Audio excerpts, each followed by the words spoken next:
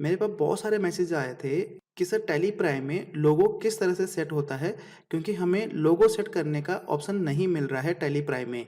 तो दोस्तों यहाँ पे मैं आपको लोगो सेट करने बताने वाला हूँ कि टैली प्राइम में आप किस तरह से लोगो को सेट कर सकते हैं, और जो भी आपके इनवाइजेस हैं या फिर आपके डेबिट नोट हैं, क्रेडिट नोट हैं, या फिर आपके रिसीट वाउचर हैं, पेमेंट वाउचर हैं, तो उनमें आप लोगो किस तरह से प्रिंट कर सकते हैं, उसकी कॉन्फ़िगरेशन आप कैसे करेंगे, तो वो मैं आपको इस वीडियो में बताने वाला हूँ। तो नमस्कार दोस्तों, मेरा नाम है वीरेंद्र कुकरेती और स्वागत करता हूं आपका मेरे चैनल टैली टेक्निकल पर। तो दोस्तों, अगर आप मेरे चैनल पर नए हैं या अभी तक आपने चैनल को सब्सक्राइब नहीं किया है, जल्दी से चैनल को सब्सक्राइब कर लीजिए। साथ में बेल आइकन को दबाना बिल्कुल मत भूलिएगा, ताकि आपको मेरी नई वीडियो की नोटिफिकेशन मिलती रहे। तो दोस्तों, यहाँ पे मैं आपको बताता हूँ कि किस तरह से आप लोगों को सेट कर सकते हैं। तो लोगों को सेट करने से पहले आपको कुछ चीजें ध्यान में रखनी है, जैसे कि आपका लोगो का साइज क्या होना चाहिए और आपका लोगो किस फॉर्मेट में होना चाहिए।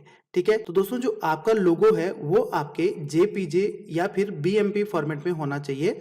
मतलब जो आपका लोगो का फॉर्मेट है, जो आपने लोगो डिजाइन करवाया है अपने ग्राफिक डिजाइनर से या आपने खुद डिजाइन किया है, तो वो उसको आपको कन्वर्ट करना पड़ेगा जेपीजी फॉर्मेट में। अगर पीएनजी में है या किसी और फॉर्मेट में है तो जेपीजे में आपको कन्वर्ट करना पड़ेगा। नॉर्मली अगर आपके पीएनजी फाइल है या कोई दूसरी फाइल है तो उसको आप ओपन करिए पेंट में, और पेंट में ओपन करने के बाद उसको सेव एज कर दीजिए जेपीजी में या बीएमपी में। उसके बाद आप उस लोगो को टैली में सेट कर सकते हैं। मतलब वो आपका सपोर्ट करेगा टैली में लोगो प्रिंटिंग के लिए। तो यहाँ पे आपके लोगो का साइज क्या होना चाहिए, क्योंकि जब भी आप लोगो डिजाइन करवाते हैं अपने डिजाइनर से या अगर आप खुद भी करते हैं, तो इस चीज का आपने ध्यान रखना है। जो आपके लोगो का जो साइज है वो आपका 96 इंटू 80 पिक्सल होना चाहिए। 96 इंटू 80 पिक्सल का मतलब है कि जो उसकी विड्थ है, विड्थ उसकी होनी चाहिए 96, और जो उसकी हाइट है, हाइट होनी चाहिए 80 पिक्सल्स। ठीक है, तो 96 इंटू 80 पिक्सल्स आपकी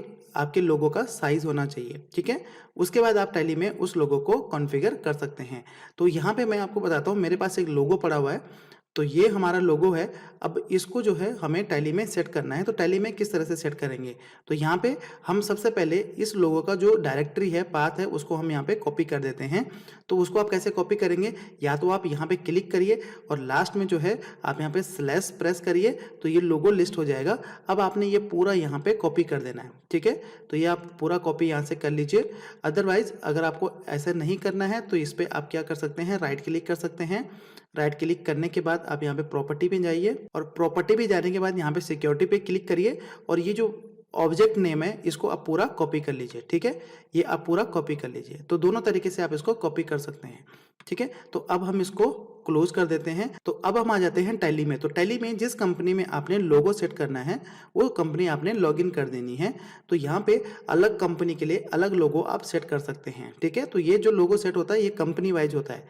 तो उसके लिए, तो यहाँ पे लोगो सेट करने के लिए आपको जाना पड़ेगा प्रिंट के ऑप्शन पे, आपको क्लिक करना पड़ेगा। इस पे क्लिक करने के बाद आपने जाना है कॉन्फ़िगर पे, और कॉन्फ़िगर में आप यहाँ पे देखेंगे नीचे से थर्ड ऑप्शन आ रहा है, include company logo applicable to print, export और ईमेल। मतलब जब आप इस लोगो को इनेबल करेंगे, सेट करेंगे, तो ये आपके जो आपके प्रिंटिंग डॉक्यूमेंट्स हैं उसमें भी प्रिंट होगा। अगर आप डॉक्यूमेंट्स अगर आप उन डॉक्यूमेंट्स को एक्सपोर्ट करेंगे पीडीएफ में, किसी फॉर्मेट में, वहाँ पे भी आपका एक्सपोर्ट होगा। और अगर आप डायरेक्टली टैली से मेल करेंगे तो उस डॉक्यूमेंट में भी वो लोगो ऐड होके आएगा, प्रिंट होके आएगा। ठीक है, तो यहाँ पे हमें इस ऑप्शन को यस करना है, और जैसे हम उस पर एंटर करेंगे तो इंक्लूड कंपनी लोगो, तो इसको हम मैंने यस कर देना है यहाँ पे। अब यहाँ पे देखिए, यहाँ पे आपने लोगो की डायरेक्टरी सेट करनी है कि कहाँ पे आपका लोगो आपने रखा हुआ है। ठीक है, तो यहाँ पे हम स्पेसिफाई पाथ पे चलते हैं और यहाँ पे हम इसको पेस्ट कर देते हैं। तो अभी हमने कॉपी किया था फोल्डर से, उसका जो डायरेक्टरी है जहाँ पे हमने लोगो रखा था, तो पूरी डायरेक्टरी हमने कॉपी की थी। अब यहाँ पे मैंने इसको पेस्ट कर दिया। तो पेस्ट करने के लिए ऑल्ट वी या ऑल्ट कंट्रोल वी से आप यहाँ पे पेस्ट कर सकते हैं। तो इसको मैंने एंटर किया तो ये लोगो मेरा सेट हो गया है। अब देखते हैं कि ये लोगो हमारा प्रिंट हो रहा है कि नहीं हो रहा है। तो अब हम चलते हैं डेबुक में, और यहाँ पे मैंने एक सेल्स वाउचर बना रखा है ऑलरेडी। तो ये मेरा इनवाइस है, और इनवाइस में मैं यहाँ पे प्रिंट पे क्लिक करता हूँ, और प्रिंट पे क्लिक करने के बाद करंट पे चलते हैं, और यहाँ पे हम प्रीव्यू देखते हैं।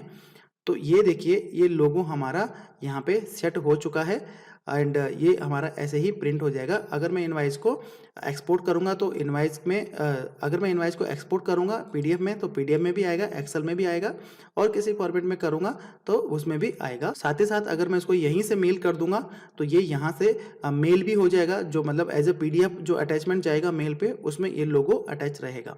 ठीक है, तो इस तरह से आप लोगों को सेट कर सकते हैं। कौन कौन से वाउचर में ये प्रिंट होता है, मतलब उनके प्रिंट आउट में ये प्रिंट होता है या एक्सपोर्ट में एक्सपोर्ट होता है।